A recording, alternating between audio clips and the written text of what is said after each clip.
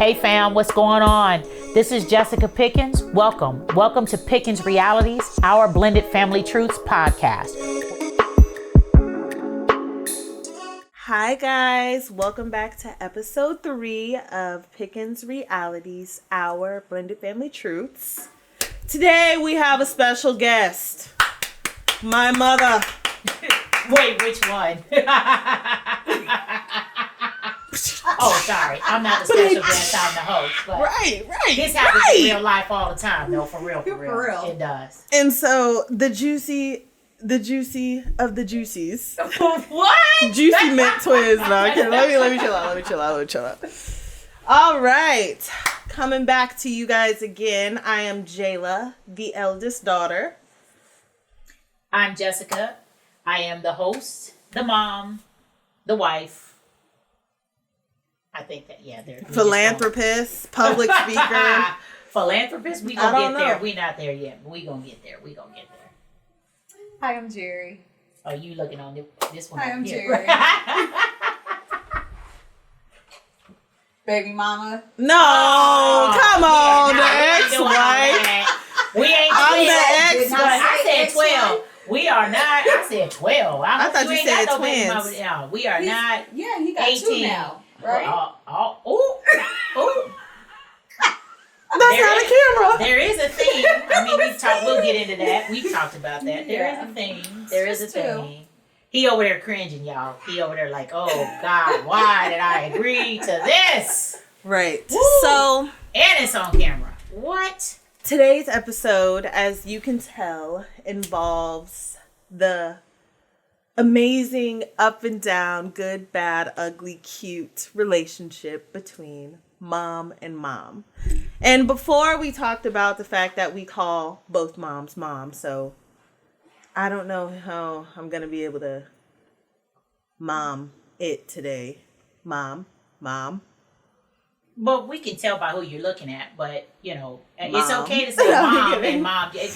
We'll figure it out as we go. No. Oh, but let's also be very, very clear, y'all. Just in case you're coming in and you haven't watched any of the previous episodes, mom and mom are biological mom, birth mother, and we don't use the term step, but I'm the bonus mom. This is not mom and mom as in we're together moms. I just need to clarify in case you just happen to drop right in on this. That's hey, I ain't got nothing to say. If that's what you do, that's what you do. That's just not what we do. That's all. I just gotta make this. Remember that? Do you remember that? Well, that was when we took her on tour for school. And they was like, and then she was like, "These are my moms," and they were like, "Oh." I was like, "Oh no. I said, this the one time you can call me stepmom. Understand? This the one time. Okay. Yes. So today we're going to be asking questions about the journey that they've been on to become amicable with each other. It's not always been the easiest road. It's, been trying. It's been happy. It's been sad. Especially from the lenses of the child, the elite child in the family. We just gonna get her the t-shirt, y'all. Every time she has to say the elite. Because I am. So. I'll also add a little bit of context given the fact that, again, part of the goal of why we're doing this, we'll roll it back to, as you look at our very first episode, this is about helping other people. Right. This is about how do we take what we've experienced as a blended family, and thank God that our story is one that is positive from the context of we're still here. And it'll be 22 years in December. Right. And we're sitting here on a couch, together.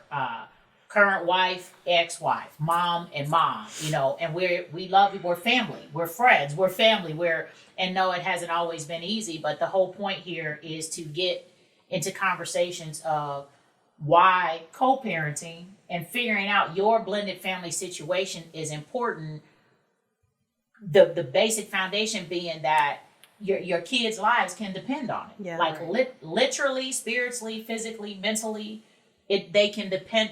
I would say they do, because if you don't get it figured out, they are the ones that suffer the most. Yeah. And we'll get more into it, but I just wanted to give that context because we've had this conversation over the years, and it really was the reason our love. Obviously, being with our blended family, and I can say this is a whole nother episode. We'll get into that. I completely, my opinion, my experience, your love for your children that you have birthed is different, and relationship is different than your love for children that you didn't birth, and that's just the truth, y'all. People can say, "Oh, I love them the same." So the cat's out the bag. She didn't really like us. No, I'm kidding. I'm kidding. Lies, all lies.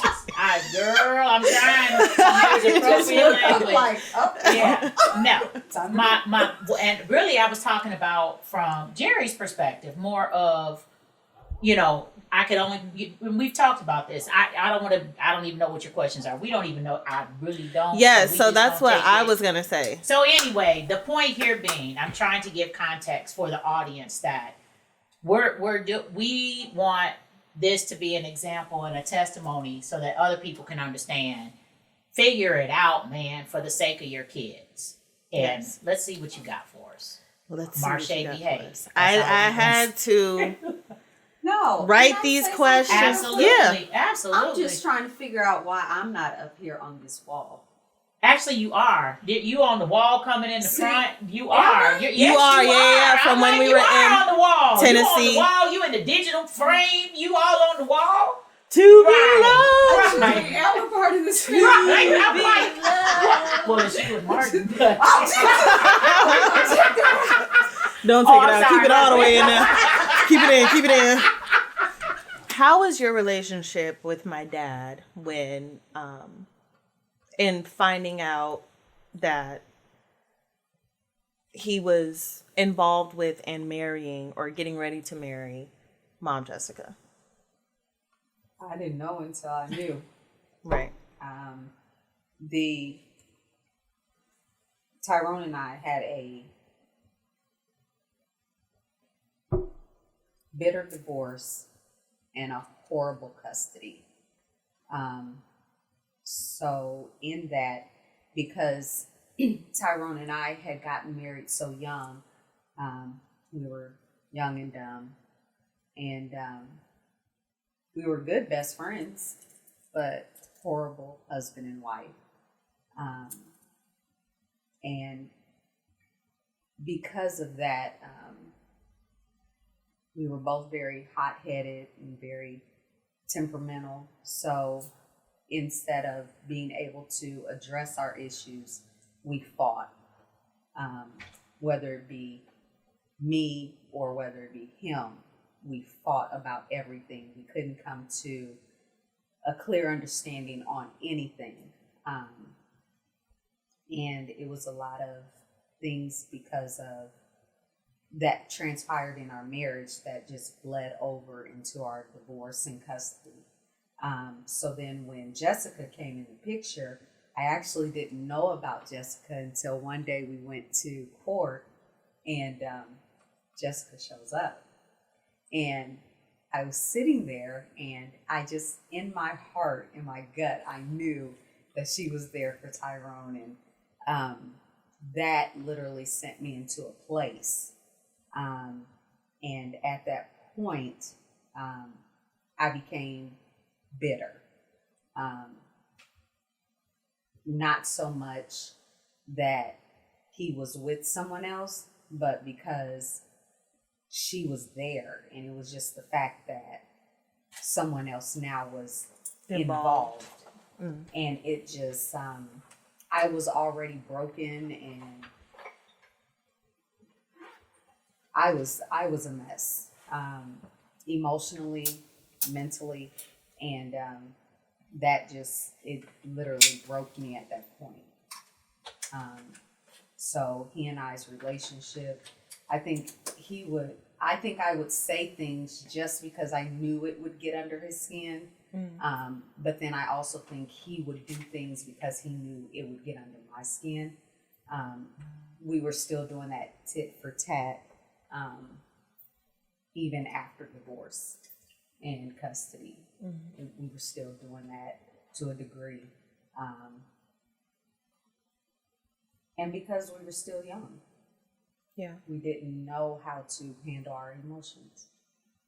So, but it wasn't pretty at all. I remember distinctly one particular time being in the car, and he and I got into an argument about something, and when I was trying to drive off, he punched the back window out. Oh, I remember that. We were, And there was glass in my Yes. eye. Okay. And she's so dramatic. it's so traumatic. It was that blue, that shiny, that shimmery light blue car. Yes. The grayish Yeah. seats. I still smell the car. Really? No, I'm so serious. You were like, how old at this point? 3 or About 4? 2. Or I was like, That- was I she don't- also even younger? I literally, I can remember the car. I know what was going on. There's an R on the end of that word. So, yeah, that was a those traumatic were- thing, yeah. Those were some dramatic moments, but emotional moments. And we went through that a lot because we were both we weren't healed. You're talking about while you're, because that was while you guys were still married. No, that was after our the divorce? Mm-hmm. Okay. And through one of the custody issues. And Got it. so, I mean, we had a lot of difficult times, and And I'll say, because when I met Tyrone, and even though I was never married to Jalen's dad, as you all know, but for my son that I had, my firstborn, I never married his father. And while we went through our dramatic relationship experiences on different ways and different levels, it's not the same as having gone through divorce and all of that. But when I met Tyrone, and so when I'm explaining to him the dynamics and relationships with the current status of my relationship with Jalen's dad, which we were amicable, but it was more, I did all that I could to so that Jalen could see his dad. One of the first things that Tyrone, that your father and what Ty explained to me was that y'all didn't even talk. No.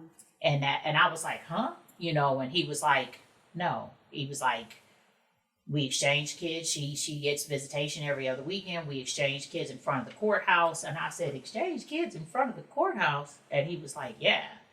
And I'll never forget, within a couple of weeks of us meeting, I was a part of that exchange.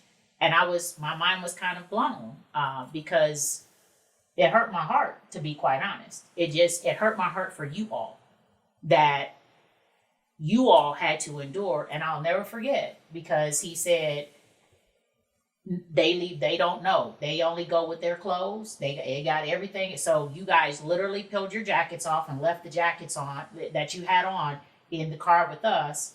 And you got out and you went. And I was like, oh, this is not going to work. I was like, because there's no way that Jalen's dad can come to the house, again, but we had always, and I'm like, but their mom, I was like, no, that's not going to be fair. And so that's when I was like, oh, you're going to have to fix this. And I'll never forget, because you were still in Decatur. You were working at that time, I think you were managing Family Dollar or a store over there. And I was like, you need to call her and we got to get this figured out, because this is not right. Yeah, but there was so many dynamics prior to that, before you even came into the picture. I'm sure. I'm aware. Yeah, I'm aware. There was another young lady prior to you, which we ain't called. gonna go. I know. Look, we done had this time. We ain't going. Nope. Some things, y'all, you just gotta. We want to be respectful, so we just. No. We not go. Yeah. So I'm aware, but babe. Yeah. But what you guys don't understand is the reason why they would take off their jacket or whatever is because that whole dynamic with her, it was a whole issue. So I was like, yeah, no. So there was a whole problem prior to you, that which in turn caused a different disposition, that whole break Okay. in me and Tyrone. So it wasn't just we didn't talk, it was a whole different dynamic that caused it. So, and then when Jessica came in, it was just like, really? Another one? So piggybacking off of that, which brings me to my next question. Growing up, having the both of you, it wasn't necessarily a situation where it was like, you and bleep. I'm gonna say his name so she understands who I'm talking to, but how he was there, but our relationship with him wasn't, close. Like, it wasn't like he did stuff for us. It was you. Mm-hmm. So having to have those boundaries between, or not knowing as a child what appropriate boundaries were when it came to you two. So going to you for this or going to you for this, like, what is it, what do you guys feel like should have been discussed beforehand meeting each other to help, I guess, make it easier and more manageable with boundaries as far as helping raise us were concerned? Were, for example, like the jackets thing, or like coming over the house, certain clothes that we wear, or whatever the case may be. I think I think I understand the context of your question. Mm-hmm. From my perspective, that wasn't that would have never been an angle I would have come from. I think I understand what you're trying to ask, mm-hmm. but to Jeri's point, and then the reality of just life, right? Like, depending upon where you're at when you fall into a blended family scenario, what's your, where are you at from a mental perspective, a health perspective? Like Jeri said, they had the history that she and your dad had was still super raw, just from back to back to back, events and scenarios, from divorce to custody battle to he was in a relationship with someone else that impacted you all and impacted the entire dynamic, him. And so I think, when you're trying to figure out what does it look like, I think what you're trying to ask is for families where you're coming into a blended family situation, if it starts out where everyone is at a mature enough stance to have a sit down in advance to discuss who's going to have what aspect, or how do you work together co-parenting out the gate? Is that what you're trying to ask? I'm trying, because the way that boundaries, when it came to who's going to wear what or how you do this or that, you have to work, to me, you have to be in a real super mature special place to like start out the gate with that type of lingo and conversation. And depending upon where if you're grown and you're in like your second encore marriage after kids are grown, you might be able to start there with figuring out stuff. But like that wasn't even it wasn't even possible to start out having that type of conversation when they weren't even talking. And when they met married in 90 days. Right. But the question was, what do you feel should have? Well, that's not, discussed. it's what I'm saying is that I can't even answer that question correctly because it wasn't my context, right? So what I can say is that if people are mature enough where they're coming into let's just run a scenario so I can kind of frame and answer. I think that had things been in a different spot, had you and Ty been to a peaceful place of co-parenting and a civil place of co-parenting where he came and said, hey, this is my fiance, this is who, and let's all sit down and figure out, how to co-parent together, right? Then you sit down and you have that conversation relative to common rules, common structure. Like, I know that was a big thing a lot of times, right? Like, because if you have one set of rules in one house for the kids and another set of rules in the other house, it's just always, it just creates issues and challenges. And it doesn't even mean that it's intentional. And we were talking about this the other week, right? Where I felt like Jeri got to be the fun mom. Because, her personality, she's just different. She's a different type of risk taker. What were we talking about? Hopping out and y'all playing what's the game? Red light, stop light, whatever. When we would doing Chinese black fire Chinese, drill. what is it? Oh, Chinese fire drill. See, I don't even know the name of the name of the game, y'all. When we would go Black Friday shopping, which we've done several years together as a family, and y'all in Walmart playing hide and seek and tag in the middle of Walmart on Black Friday. Who does that, y'all? They do, right? And I'm standing there going, "What are you doing?" But y'all were having a ball, right? And so, so I felt a lot of times that she got to be the fun mom and I had to be the mom with the rules and the structure. Now, we all know Jeri would chop y'all in your throat in 2.5 seconds. If, because I tell her all the time, I'm going to need you not to tap into your inner Jeri right now. I need you. We weren't abused as kids. Don't call CPS on us.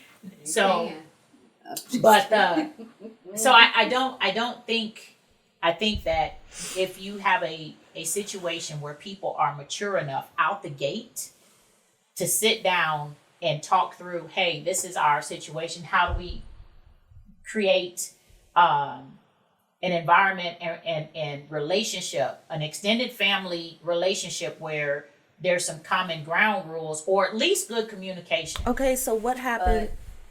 I'm sorry. Go ahead. But me, because I'm a realist, I look at things Black and white. very black and white, because it's hardly ever going to be that way. Because our situation, even talking to people still to this day, they still are like, really? So going into blended families, somebody has to be the adult. Somebody has to say, hey, we need to come together. Let's go out to eat. And we are all going to come together and let's all sit down and talk, because this is going to happen.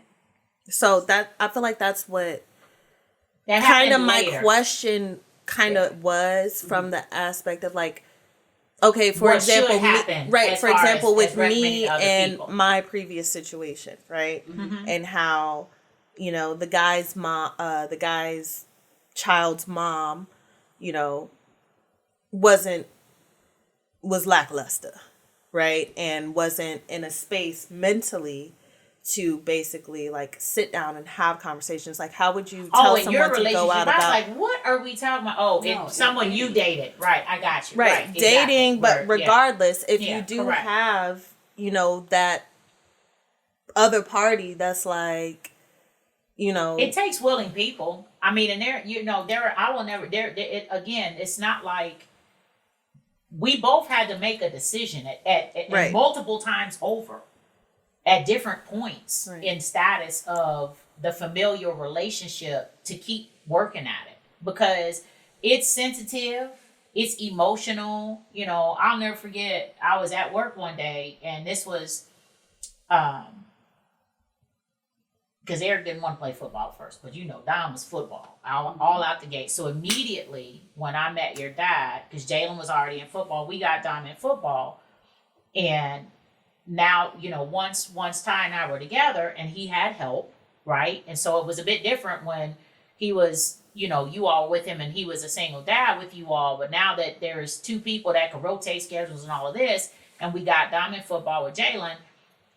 But at one I remember distinctly, you and I were on a phone call one time, and you were upset because it was your weekend, but Dom had a game.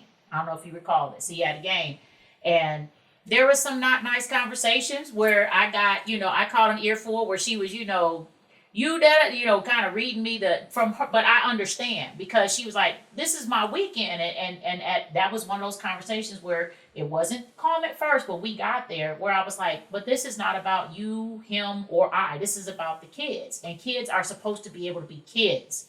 So are we supposed to say he can't enroll in football because he has to go, you know, to your house every other weekend? And that's when I was like, well, can you come to the game? And so it wasn't always smooth. It really wasn't. But she chose to listen. I chose to keep talking. We chose to, okay, how do you figure this out? How do we say, okay, well, your weekend is that weekend, so it was football. So then, okay, well, can you switch weekends? And sometimes your emotions run high because it's enough energy just doing the bare minimum most days, right? Let alone you have a whole nother grown person that, like, she didn't have, if it's just her and Ty, it's just her and Ty. That's taxing enough. Now you got another adult. So same thing from my perspective, right? And so our blended family dynamics, she had to deal with, she was married at that time, so she got a husband, she got an ex-husband, now she got the bonus mom of her kids, and I had the father of my son and a husband and the mother of my children, and so you have all these layers. But every person has to choose if they're going to put in the work to figure out civility. But even if there's that one that doesn't, somebody still has to take control. Yep. Somebody has to. Because if not, somebody has to think about the kids. And even if it's just that one, if it's not the couple that had the kids, somebody has to think about the kids in that situation.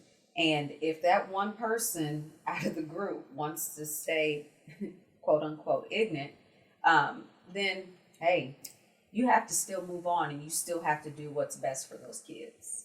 Right. So because the relationship, wasn't, and let me not even say like it was like a terrible between you guys in the beginning, because it wasn't like terrible. y'all was fighting at times. No, and stuff like that. It may have been a couple times where y'all wanted to, but it never got to like a situation where every time y'all saw each other or whatever, it was like, whatever. But it was still, a little rocky and a little rough for personal reasons and uncomfortable at times. Right. So what was the transition phase personally for both of you? Because while you may have never had a problem with each other, or, it is what it is, what was the transition stage for both of you to make you be like, you know what, like, I really am just like, the attitudes, I'm done with it. I'm not going to sit and be irritated by certain comments. I'm not going to, you know what I'm saying? Like, what was the transition, or what was the turning point for you to be able to be like, you know what, none of this is worth it. Like, it's really 100% the kids, that's it, because they're going to grow up, they're going to have kids, we're all going to have to be around each other. Like, what was that turning point for you? I have to say, for me, it didn't start out negative. Mm-hmm. I literally, again, when you're engaged within 7 days, everything is on hyper speed mode. I mean, think about it. You all were living, the kids, you all moved in with me within 6 days of the first date with your father. I didn't start out with anything negative at all. To me, I'm saying that to say there wasn't a transition out the gate for me.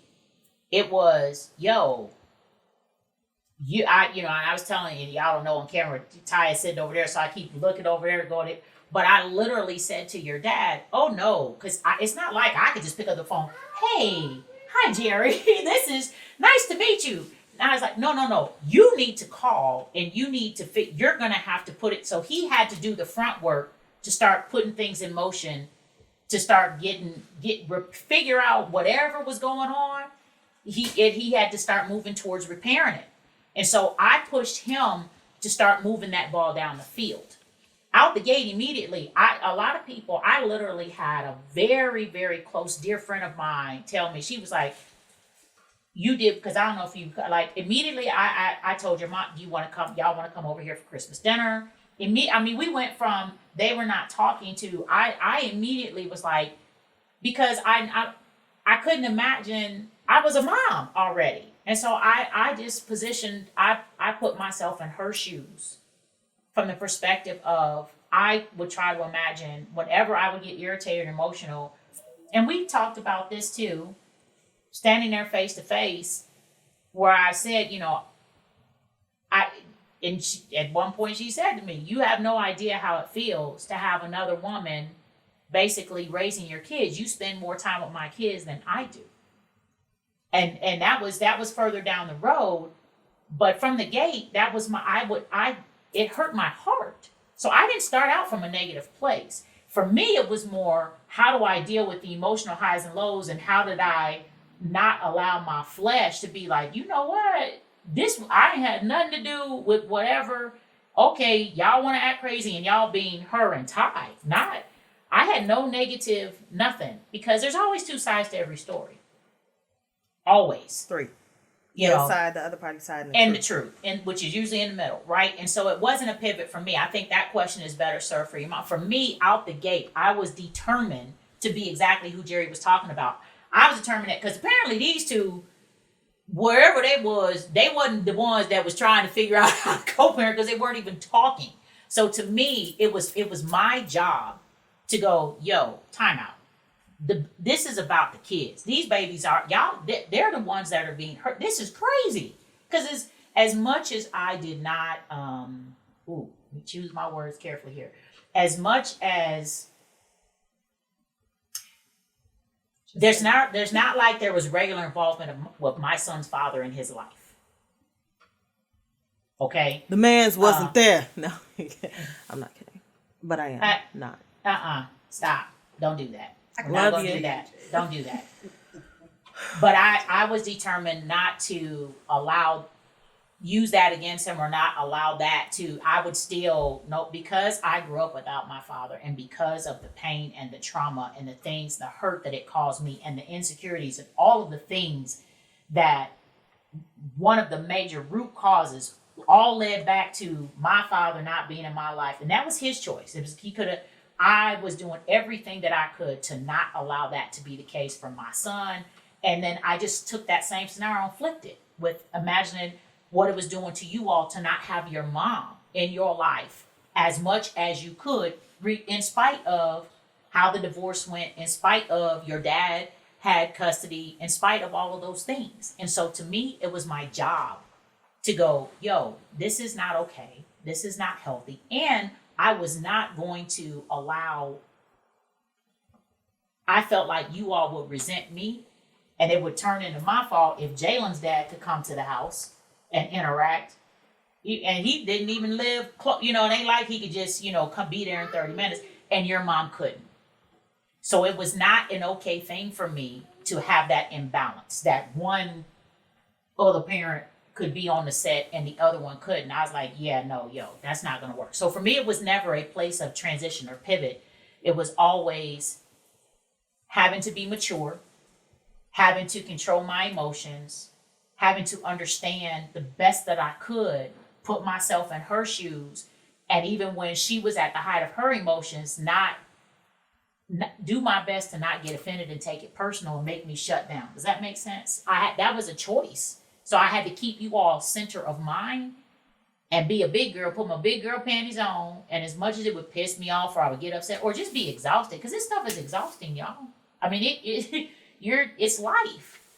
So for me, it was never a transition. It was just a choice that this is what needed to be done. So I think you restate your question for your mom, because I honestly, my transition was when Eric graduated high school. Dang, that long? Yeah. I can kind of, okay, that's probably real What talk. made you? He was going to the get there? service. Well, That conversation, remember? yeah. All of What that. conversation? Oh, That was a conversation. Well, me and you know what I'm talking about? Me and yours conversation. Remember, he got upset when you went to the airport, he was going to the military. Wait. Right, We but have to let her talk. but after, before that, when at his graduation party, when we were all there, that was the first time everybody was together at Eric's graduation party. Everybody is in. Define everybody. Everybody. Oh, you mean your side of the family My too? family, your family, Eric's friend was at Eric's graduation. But they had been there before. They had been. We had never been there like that. Yeah. That was literally the first time. And Eric was like, I remember he and I were standing out on the patio, and he was like, I said, "Are you happy?" He said, "Yeah, I am. This is the first time we've ever been together, all under one roof, without any issues." That took me to a place of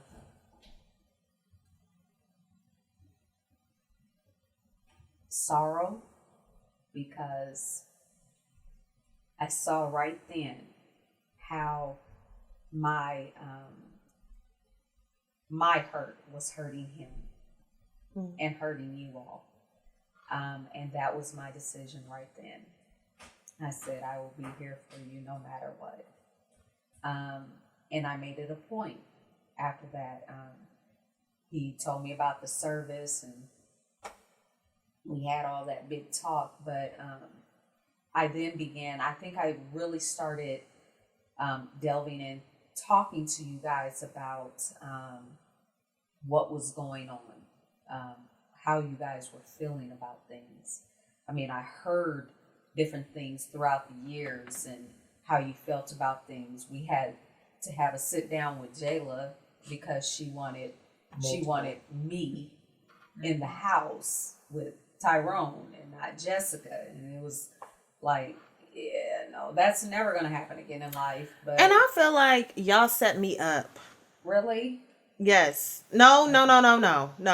Because from Really? y'all point of view, no, we didn't set you up. Y'all always do that. Y'all you set said you us wanted up. to have a talk. No, y'all set us up by even letting our brains get to that place about asking if me and your mom got a divorce today. What are you talking about? You're I toddling didn't that. have No, that I'm like, what? conversation. Whoa. No, you got no. You have gotta to stop stay and let me finish. Stay on. You This is let not that. y'all set me up. No, Jayla. And This y'all is not definitely, that. This is not that. had that conversation. So that's why I started feeling the way I was feeling. Really? You're first of all, you're talking about what the top point in time you're talking about. This was way further down the road. I know. So and stay on topic of this topic. This is on the topic of this topic. Okay. I'm just saying. So it just made me want to understand why they felt certain ways, or why, because I felt like sometimes I would come get the kids, or I'd be around and you were uncomfortable, and it would make me uncomfortable because you were uncomfortable. And I know me and you had some words a couple of times. And I remember coming to the house because Jayla had left her bag in my car from school. And I turned back around to drop the bag off. And you came around that corner and drove up in that driveway. It was like, "Arr!" and hopped out the car. It was like, we need to talk. Oh, you're talking about when you, yeah, I know exactly what you're talking about. But like, context. But no, so first of all, that was when my mom was keeping Dawson and Gabby, and she would be there. And you had been at the house the day before. You had come out like unannounced. I didn't know you were coming. While my mom was there, you and Tammy were there. And then the next day, so first of all, I know nothing about Jayla leaving a bag in the car. All I know is I was at the store and I got a phone call from my mom. Did you know Jeri was here again? I'm like, what are you talking about? Well, Jeri just came out. Jeri's here again. Because that's the other thing, right? So that's kind of part of your boundaries question is up front, is establishing, and that's why I said the word communication is key. Because and this is when you had moved back to Springfield during this period. So you were back in Springfield, which obviously it's a bit easier to just quote unquote pop up or come unannounced when you're in the same town versus when you were living in different towns. It wasn't quite that simple. But so my context for that moment was that you had come again. I didn't know you were coming. My mom was like, did you know Jeri was coming back by? I didn't know nothing about no bag that had been left in the car. And so when I was like, yeah, and I did turn into the driveway on two wheels. I did, because I was hot, because I was like, yo, what we're not finna do is think that it's okay to just pop up, unannounced, because we need some boundaries. You need to let me know when my mom's here, this, that, and the other. And then of course my mom's, my mom. So what was the toughest part about, all of that, as far as us kids feeling like this is, our mom, we should be able to see our mom? Like what was the toughest part for you in the aspect of like her coming to the house? Like what was that? No. It was never, listen, and to your point, it was never that I was uncomfortable with you. There were just times when opening your space as a grown-up And so so from my perspective, sharing the most intimate thing in space that I could share, my family, my home, my kids, and I mean that with all respect. Y'all know how we talk, right? But with another female, particularly given, I have my own history. You and Ty had history. I have my own history, particularly when I've been through what I've been through and your perspective on relationships. But in addition to that, it's just still a very sensitive. That's not an easy thing to do, to find a peaceful harmony where you and your husband's ex-wife are in the kitchen cooking, baking, doing this and doing things together, and you're opening up your space, your home, which typically when you don't have a blended family, it's yours. You ain't got to answer to nobody. You ain't got to, you do what you want to do, how you do things. And so when you make a choice to allow someone else in that space, in the most, to me, intimate, sacred space that you can allow them, for the sake, not for your own sake. It wasn't for me. It was for you all. And even though I didn't always agree, even though, yes, it made me uncomfortable at times from the perspective of, it meant I was taking a back seat in many instances, in certain ways, to someone else in my own space, in my own home. That's what made me uncomfortable from the perspective of, sometimes I had whole conversations with myself in my head. Are you a crazy lady? Like, what is going? And you don't wake up every day feeling your best. So whether if you was tired or sick or didn't, life is life. And so if something happens and then you layer that on top of it, you have to choose to be a mature adult and push through and keep the game plan in mind, where this is not about me, this is about my kids. And so it was always, how do I make sure opening up your place and your space and allowing that to be shared, allowing your mom into that space for you all's sake, was about you all. And so it wasn't. So how does that make you feel? Like, that was a big sacrifice for me. That's the piece where, again, I had a very good friend of mine go, you are crazy. Oh my God!